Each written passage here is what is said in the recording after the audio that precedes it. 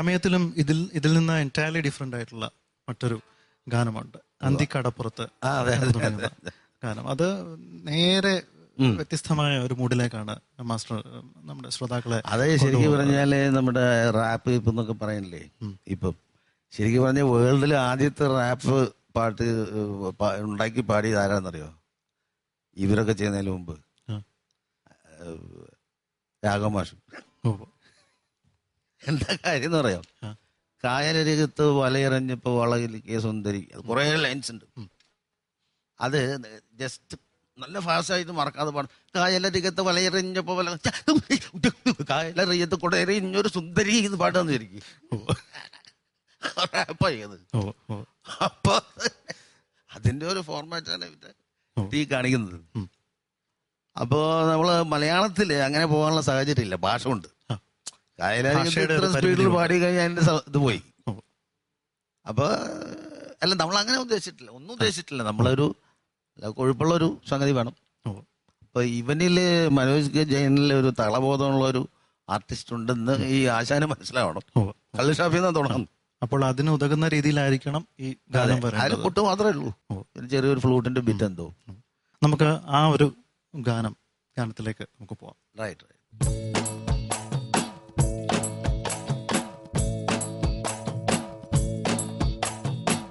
അന്തിക്കടപ്പുറത്തൊരോലക്കൂടെ എടുത്ത് നാലും കുട്ടി മുറുക്കി നടക്കണതാരാണ്?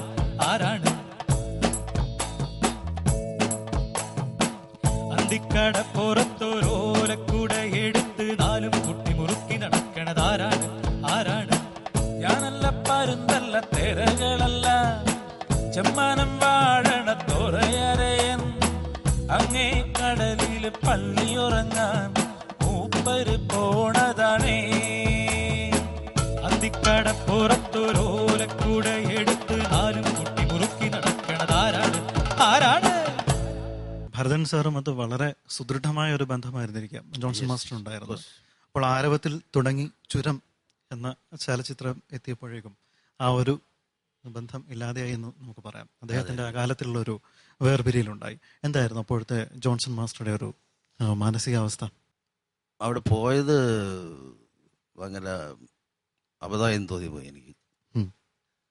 അത് പിന്നെ ഞാൻ വേറെ ഒരിടത്തും പോയിട്ടില്ല.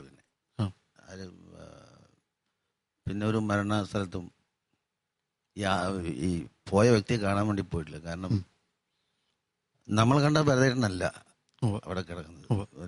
എത്രയോ മാസം ഹോസ്പിറ്റലിൽ കിടന്നിട്ട് എൻ്റെ ഡിഫറെന്റ് ഒരു കൊച്ചു കുട്ടിയുടെ അത്രയേ ഉള്ളൂ ബോഡി. ഒരുപാട് ദിവസം നമ്മളത് ഡിസ്റ്റർബ് ചെയ്തിരുന്നു, ഒരുപാട് ഡിസ്റ്റർബ് ചെയ്തു.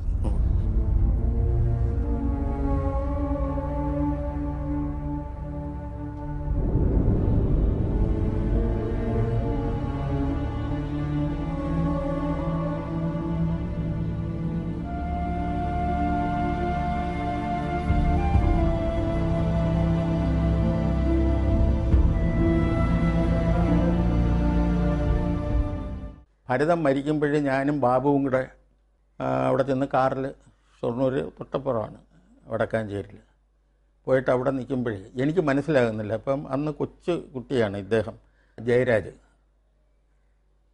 ഒരു കണ്ടാലെന്ന് ഇപ്പോഴും ജയരാജനെ കണ്ടു കഴിഞ്ഞാൽ നമുക്ക് വിശ്വസിക്കാനൊക്കെ ഇല്ല, ഇത്ര പ്രായം അറിയാനൊക്കെ ഇല്ല. ഭരതൻ്റെ ജഡം എപ്പോഴും അവിടെ നിന്ന് വന്നില്ല. മൃതദേഹം വരാനായിട്ട് ഞങ്ങൾ വെയിറ്റ് ചെയ്തിരിക്കുമ്പോഴാണ് ഇദ്ദേഹം ജയരാജ് വരുന്നത്.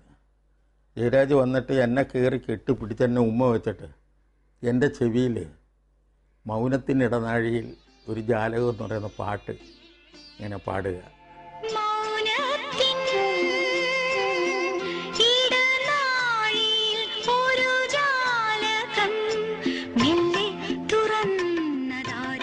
ഏതായാലും മനസ്സിനെ വല്ലാതെ വിഷമിപ്പിച്ച ഒരു സംഭവമായിരുന്നു ഭരതൻ സാറിന്റെ ഫിഗർ ഇങ്ങനെ എന്നെ ശല്യം ചെയ്തുകൊണ്ടിരുന്നത്.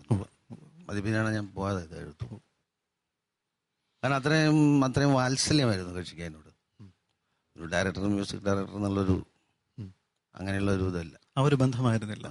അത് മിക്ക നമ്മളോട് വർക്ക് ചെയ്ത ഒരുവിധം right from senior most Sasikumar സാറിൽ തൊട്ട് അവിടെ നിന്ന് തൊട്ട് എന്തോ പറഞ്ഞൂടാ, സാധാരണ ഞാൻ വളരെ നിഷേധിയാണ്.